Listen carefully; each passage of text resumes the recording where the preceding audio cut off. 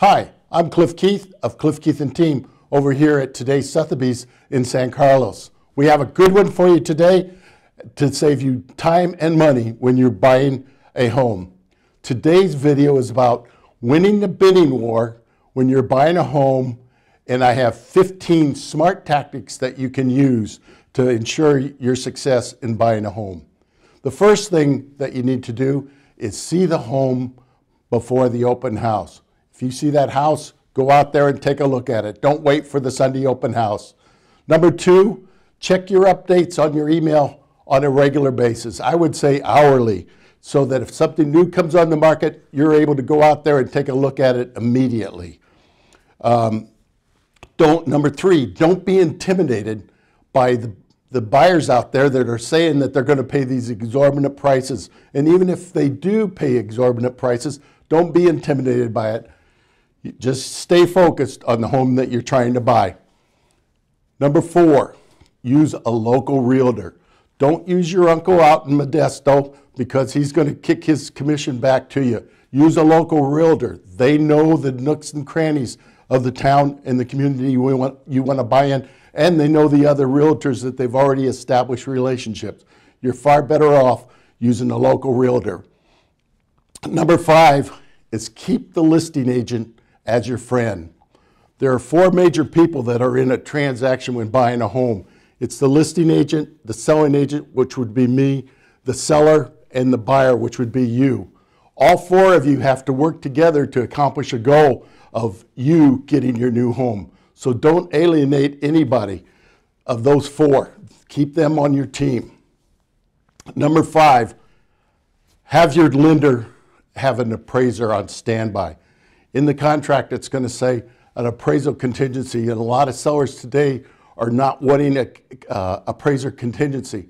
So get an appraiser that can get out there in 24 hours. Most sellers are reasonable enough to allow you 24 hours to get an appraiser out there. Number seven, the adage, buy the worst house on the best street, it still holds true. You can go in and you can fix up these houses that are available, that are the worst home on the block. Most buyers today want to have everything fixed perfect. They want the granite counters. They want the bamboo floors. They want everything perfect. If you buy the cheaper home, you're not going to have as much competition, and you're going to be able to go in there and maximize your profit. Number eight, talk to your lender weekly. Talk to your lender. Stay in touch with them. Find out how your loan's going, if there's any changes in market conditions. It's important that you stay on top of what's going on in the market as far as your lender is concerned. Number nine, keep an eye on what interest rates are doing. Check the Sunday papers. Look on the internet. Look at rate sheets. When you're in a bank, stand in a line. Look at what the interest rate is. Be aware of what's available out there for you. Number 10, know the home values of the surrounding homes of where you want to buy a property. There are many sites that are on the internet that you can go and check that will tell you exactly what the surrounding houses are valued at. You can also get a CMA. Here at Cliff Keith and Team, we do CMAs on any house that any buyer would like to purchase, just so that you know what surrounding prices are going for. And while you're at it, go out and walk around the neighborhood. You may find you run into the neighbor and have a conversation with the neighbor that will give you insight into that property that you wouldn't have otherwise. Number 11, bend the rules. Now, I didn't say break the law. I said bend the rules. For example, there may be comments in the MLS that says no showings until after Sunday open house. But if you were driving through, let's say, Mount Carmel area of Redwood City, and you saw the house that was on the market for sale, the front door was wide open and a painter was in there painting, I would think I'd go up there and say, hey, my realtor sent me over, can I look at the house? And maybe get in there earlier. If you get in there early, you may want to write an offer and see if you can present it before it's even shown.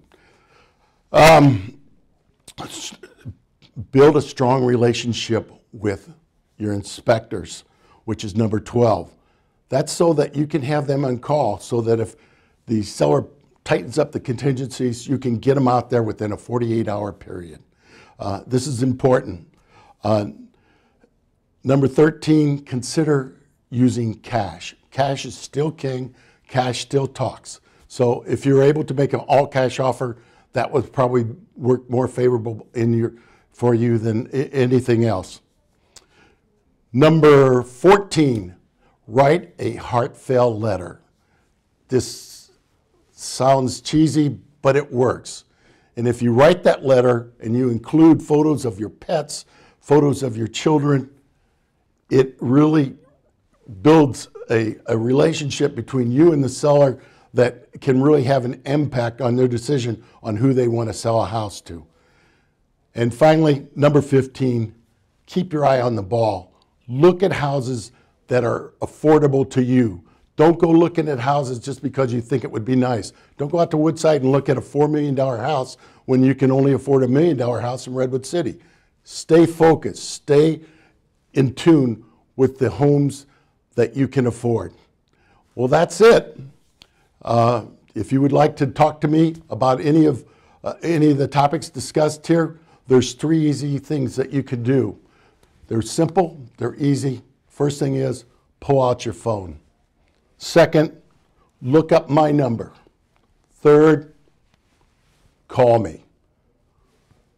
Thank you very much for watching. This is Cliff Keith of Cliff Keith and Team at today's Sotheby's. Have a fantastic day. Bye.